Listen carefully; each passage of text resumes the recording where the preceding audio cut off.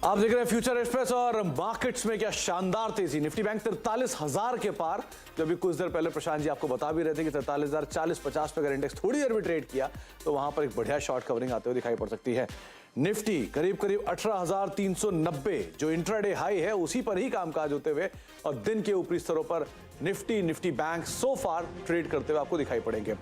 कुछ देर पहले प्रशांत जी ने आपको एक हीरो जीरो ट्रेड दिया था, उस हीरो जीरो ट्रेड को आप स्क्रीन पर लेकर आइए। 42,900 की कॉल करीब 89-90 रुपए के जोन पे वो कामकाज कर रही थी, जिसमें प्रशांत जी का कहना था कि या तो वो 120 जाएगी, 175 जाएगी या जीरो हो जाएगी, यानी 10 के एक आसपास के लेवल्स के आते हुए दिखाई पड़ सकते हैं। आपकी स्क्रीन पर वो हीरो जीरो की कॉल 125, ये वो लेवल जो प्रशांत जी ने कहा था अगर पार हुआ तो बड़ी शॉर्ट कवरिंग बाजार में आ सकती है। प्रशांत जी आपकी स्क्रीन पर 125 का आपका पहला टारगेट बातचीत में अचीव भी हो गया। अब आप क्या कहेंगे, क्योंकि यहां से आपने कहा था कि बहुत बड़ी शॉर्ट कवरिंग मार्केट्स में आप एक्सपेक्ट कर रहे हैं, अब क्या करें?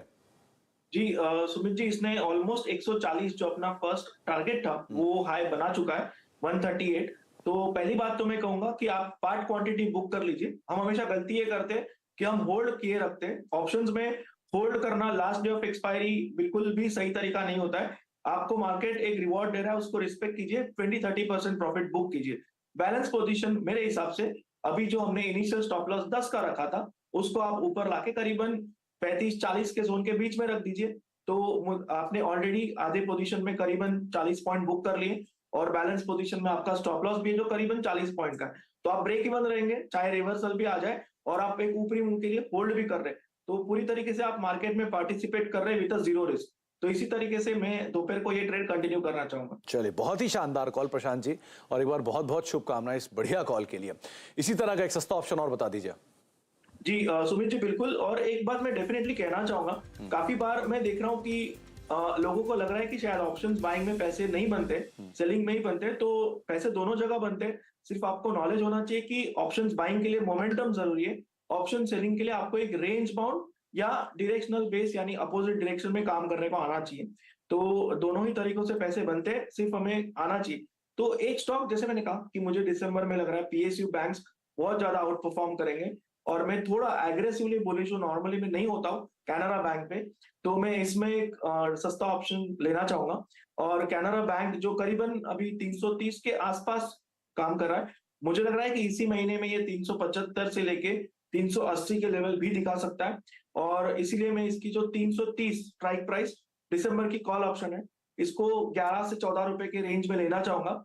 स्टॉप लॉस में रखूंगा 5.5 के जस्ट नीचे, 5 मान के चल सकते हैं।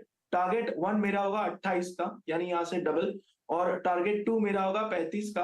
और कैनरा बैंक डेफिनेटली इस सस्ते ऑप्शन के जरिए, और अगर आप कैश में भी ट्रेड कर रहे हो तो बिल्कुल होल्ड करके रखिए जब तक स्टॉप लॉस आपका स्पॉट बेसिस 310 ब्रेक ना करे।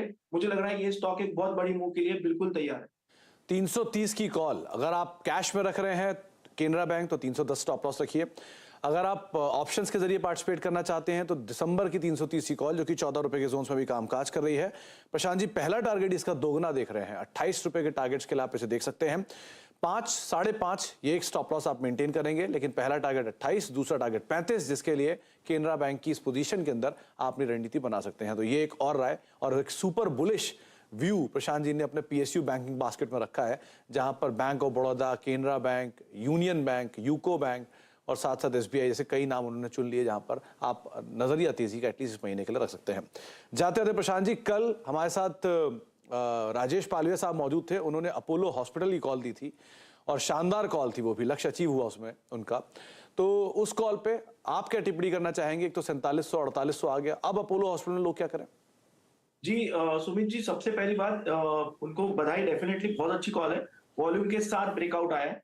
तो अब इसमें हर डिप में बाइंग होनी चाहिए, पोजीशन है तो बिल्कुल होल्ड करनी चाहिए और इस स्टॉक को क्लोजली ट्रेल नहीं करना चाहिए। एक तरीका आप कर सकते हो, अगर आपके पास ये पोजीशन है कैश में तो आप 25-30% बुक कर लो, बट ये रेंज ब्रेकआउट जो है वो मुझे लग रहा है कि बहुत अच्छे लेवल्स पे, यानी करीबन 4,900 तक भी जा सकता है। तो ट्रेल कर लीजिए, यानी 4,765 पे हम चल रहे हैं, तो आप 4,725 पे ट्रेलिंग स्टॉप लॉस रख के बने रहिए। और मुझे लग रहा है कि अगर इसमें डिप मिल जाए तो शायद वहां से ये स्टॉक एक और हाई, जैसे मैंने कहा 4,900 तक बिल्कुल जा सकता है। इनफैक्ट 4640 ही उनका पहला टारगेट था, 4700 दूसरा टारगेट, और दोनों ही अचीव होकर उसके ऊपर कामकाज हो रहा है। 4580 के जोन्स में उन्होंने शायद इस पर बातचीत की थी, और एक बढ़िया तेजी पिछले 2 दिनों में अपोलो हॉस्पिटल में देखने को मिली है। अभी भी आप होल्ड कर सकते हैं, पार्शियली एटलीस्ट, या तो प्रॉफिट बुक कर सकते हैं। आपको प्रशांत जी ने रणनीति बताई, लेवल्स बताए, जिसको आप ध्यान रख सकते हैं। प्रशांत जी, बहुत बहुत शुक्रिया हमारे साथ मौजूद रहने के लिए, और एक बार फिर से बहुत बहुत शुभकामनाएं शानदार हीरो जीरो ट्रेड देने के लिए। बातचीत में जिसने अपना लक्ष्य अचीव कर दिया, और निफ्टी की बैंक की जोरदार तेजी में उसका एक बढ़िया पार्टिसिपेशन आपको आता हुआ दिखाई पड़ा। बहुत बहुत शुक्रिया हमारे साथ मौजूद रहने के लिए, बाजार पर अपनी रणनीति बताने के लिए। डे हाई के आसपास इंडेक्स ट्रेड कर रहा है। निफ्टी बैंक करीब 42,950 के जोन्स में सो फार कामकाज करते हुए, थोड़ी देर पहले 43,000 के जोन्स को अभी इंडेक्स ने छुआ भी था।